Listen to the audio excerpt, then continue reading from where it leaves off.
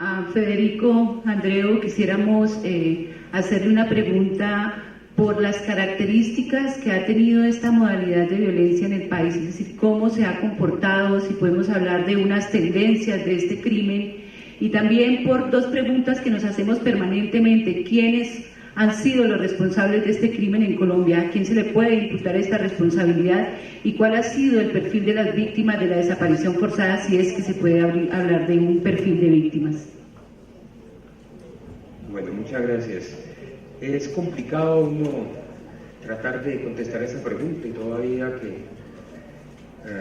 creo que esta investigación por parte del Centro de Memoria Histórica es un primer paso, y falta mucho, y seguramente los desaparecidos son mucho más de los 26.000, y que podría rondar por los 70.000, y por qué no los 100.000, porque hay mucha gente que nunca se denunció, porque muchos casos quedaron en el fuero militar, porque muchos casos quedaron como casos de homicidio o de secuestro, o algunos casos no están en ninguna de las fiscalías de derechos humanos o de desaparición forzada, sino que están en las fiscalías de las gaulas, hay en las unidades militares. Uno se pregunta ¿y por qué?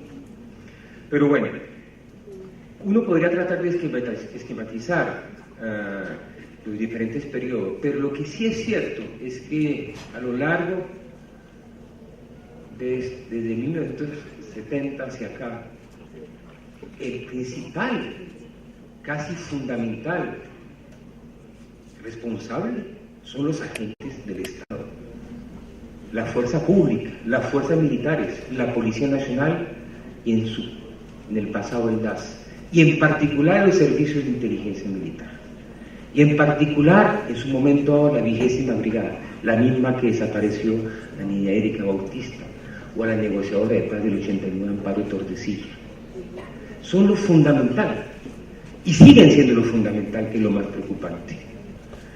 ¿Cuál ha sido esa lógica que ha llevado a esto? Hay que mirar los manuales del ejército. Hay un manual del 63 del coronel Roger Tranquet, un puchista francés formado en la guerra Argelia, donde enseña cómo desaparecer y por qué es necesario desaparecer, y eso fue, y tal vez siga, no sabemos, texto oficial dentro de la librería y biblioteca de oro del Ejército Nacional. Y si ustedes miran los manuales que consideran que hay una población insurgente y una población afecta a las fuerzas militares, y que la población insurgente o neutra, que llaman de listas grises o negras, hay que desaparecerla, hay que condenarla al desplazamiento forzado, etc. Y esos manuales, aunque el Estado le ha dicho que no, siguen vigentes. Hay un fallo del Consejo de Estado de hace un par de años, del 2010, que dicen que esos manuales no pueden ser de público conocimiento porque sigue vigente. Lo que pasa es que como los soldados, los oficiales, por necesidades de la cerveza, venden sus manuales, uno los consigue. ¿Sí? Pero ahí están los manuales, y esos manuales deben ser derogados en algún momento. ¿Cómo es posible que la doctrina de seguridad de un Estado esté basada en la comisión de crímenes contra una población por ser afecta, por ser sospechosa o por no ser aliada a las fuerzas militares? Eso es terrible. Y esta doctrina contra la insurgencia está al origen de la desaparición forzada en Colombia. Ahora, mirando periodos, uno podría decir, bueno, aunque la desaparición forzada es mucho más anterior a los 70s, ¿no? Uno siempre piensa, Omaira Montoya, septiembre del 77, primer caso. No, ya existía la desaparición forzada. El CINEP en esa época reseñó centenares de casos de desaparición forzada en el Caquetá durante operaciones de contrainsurgencia del ejército. Allí estaba. Pero digamos, en esa época, en los 70s hasta los 80s, digámoslo así, se dieron dos tipos de desapariciones forzadas predominantemente. Típicamente contrainsurgencia, digámoslo así. Desapariciones forzadas de campesinos y campesinas en zonas rurales, teatro de operaciones militares, y en las ciudades, desapariciones forzadas, que llamó en su momento el Grupo de Desaparición Forzada de Naciones Unidas, desapariciones de operaciones quirúrgicas selectivas, donde se desaparecían a personas que se consideraban parte del enemigo interno. El enemigo interno son los sindicalistas, como lo dijo Gonzalo Sánchez, toda persona disidente del régimen, ¿sí?, a sus miembros de sindicatos, miembros de asociaciones campesinas, miembros de asociaciones populares, académicos, militantes de izquierda y obviamente miembros de grupos guerrilleros, pero la mayoría eran gente que no tenía nada que ver con la guerrilla.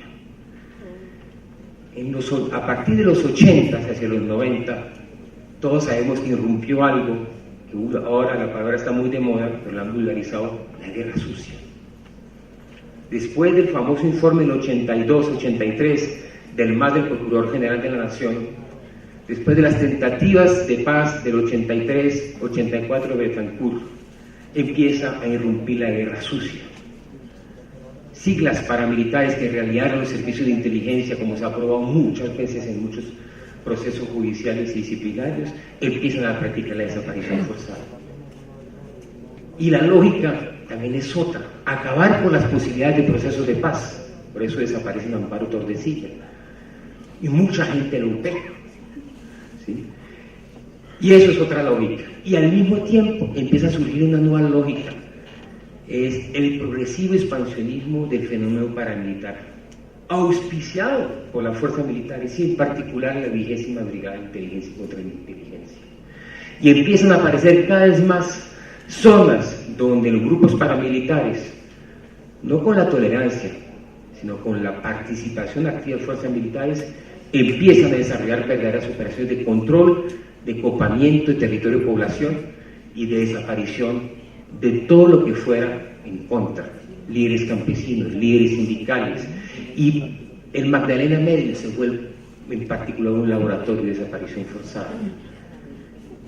Sindicatos enteros fueron casi decimados.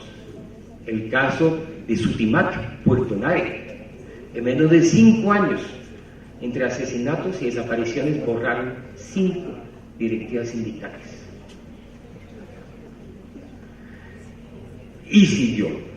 A partir de los años, mediados de los años 90, uno ve un cambio. Subsisten estas formas que les he dicho de desaparición forzada y aparecen unas formas mucho más, digámoslo así, indiscriminadas de desaparición forzada, que tiene tendencia a utilizar la desaparición forzada como método de terror para un control permanente y estable de territorios y poblaciones, donde el paramilitarismo logró constituirse casi como lo decía Mancuso, como un verdadero Estado dentro del Estado, ¿no es cierto? Y ahí aparecen formas de desaparición cada vez más colectivas, aunque ya existían formas de desaparición colectivas. Uno de los actos fundadores de ASFAES es la desaparición colectiva de más de 15 personas en el 82, pero ya eran casi casos excepcionales. Ya a partir del 90 se repite, se aumenta, y asociados a masacres, asociados a grandes movimientos de desplazamiento forzado de población, etc. Cada vez más aparecen más implicados paramilitares, cada vez menos fuerza pública, pero como todo, usted rasca un poquito, investiga un poquito, y detrás de Ayacuchillo, Ayamocofeo, ¿sí?, Huevo Pisca, Pocaluche, todos esos nombres que ellos tienen, ¿sí?, usted encuentra un sargento, y después del sargento un teniente, y después del teniente un coronel, y de pronto un general. En este país ha habido más de 16 generales procesados. Se han escapado en su mayoría por la aplicación del fuero militar o por artilugios de la justicia y la prescripción. Eso es una realidad. Algunos se nos han muerto en el camino de la justicia, como Farulla Díaz. Algunos solamente lo estamos alcanzando, como Nassim Díaz, el autor de la desaparición forzada del 82. ¿Sí? Otros han terminado siendo asesores de las comisiones redactoras del foro militar, como el general Salcedo Lor. ¿Sí?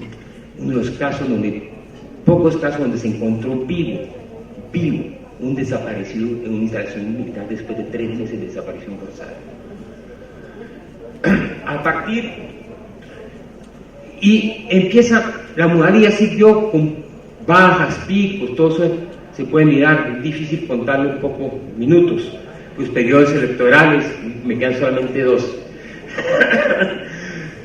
Pero a partir de la mitad de la década de los 2000 aparece una nueva modalidad. Ya todos, el ministro se refirió, el ministro Gómez Méndez, Gonzalo Sánchez se refirió a los mal llamados falsos positivos, que en su inmensa mayoría fueron desaparecidos por semanas y a veces por meses antes de ser ejecutados extrajudicialmente, asesinados y presentados como supuestos guerrilleros fuera de combate. Y pensemos en una sola cifra, porque esa cifra es otra de las cifras que están en mora de establecerse. La Fiscalía de la Corte Penal Internacional, que actúa con mucha rigurosidad, ha documentado más de 4.000 casos de los mal llamados falsos positivos, o sea, de crímenes, de asesinato de civiles en menos de 4 años.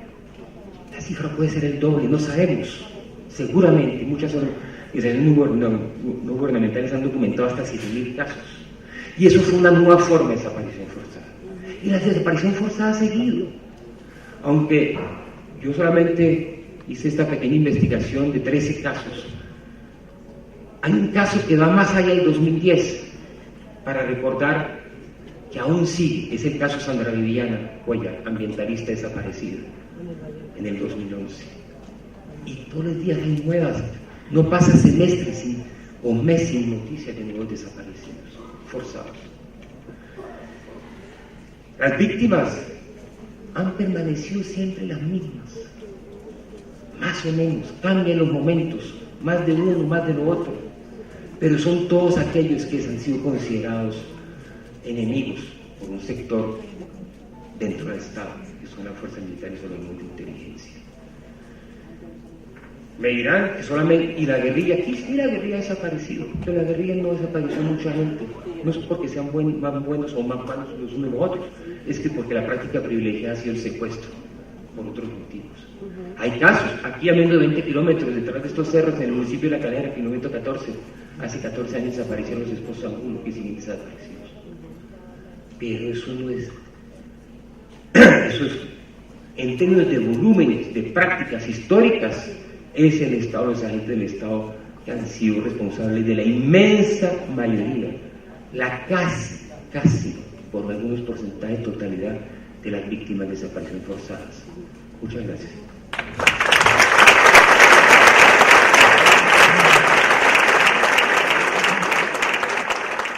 Gracias, Federico.